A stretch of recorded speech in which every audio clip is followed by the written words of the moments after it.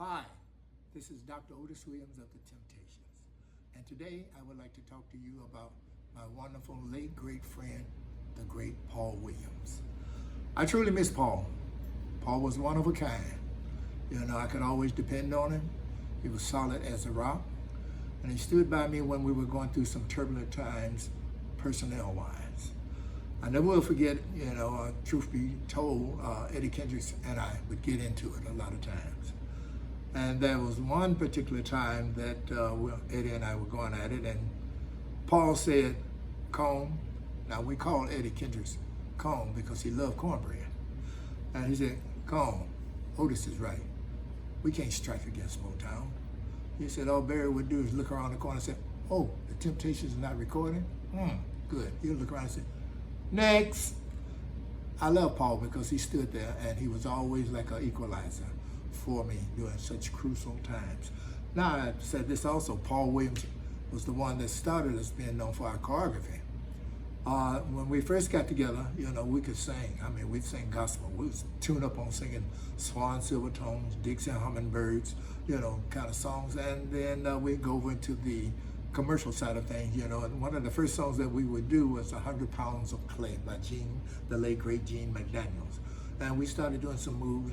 So Paul said, "Now look, we can't just stand there. We got to move.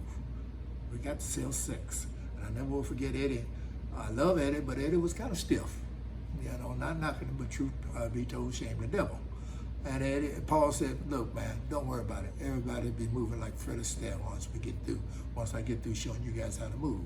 True enough, we started doing choreography, but it was Paul Williams. Later came the great Charlie Atkins, but the initiating factor was Paul Williams. Such a wonderful spirit. I never will forget, I have moments that I draw from, like when we were at the Copacabana, and we were singing For Once in My Life. Adam Clayton Powell was in the audience. And as we were singing For Once in My Life, Paul would emit so much emotion that you could feel it all through the Copacabana. Adam Clayton Powell stood up and he was crying based on the fact that Paul, I guess, touched that sentimental, that heartstring, that whatever you want to call it. So much so that Adam Clayton Powell started applauding and tears running down his eyes. Everybody in the Copacabana stood up and gave us a standing ovation due to the fact that was the way the late great Paul Williams would sing. He was also a showman because we were known for doing this song called Don't Look Back. And Paul could plead. I mean, he could dance and move, and then he would drop down and whirl around and do the split sometimes, depending on how he felt. But when we would do Don't Look Back, Paul was something to see. So I miss Paul because he was a wonderful, wonderful asset. Paul did more harm to himself than he ever did to the Temptation. In fact, he never did any harm to the Temptation. He did it more to himself. And I miss him. And if Paul was alive today, he would be 80 years old. And I sit back and I listen at Tempt and Malibu with him singing For Once in My Life and That's Life and some of the great songs on that album that he did. And then I would listen at some of the other albums that we did, the commercial albums that we would do ordinarily, and listen at Paul.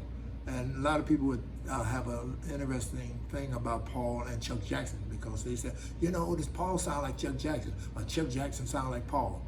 Paul Williams sound like Paul Williams. He just had that little huskiness, but Paul was always Paul Williams. And I miss the brother, and I love him. And I'll see you in heaven. See you later, gone.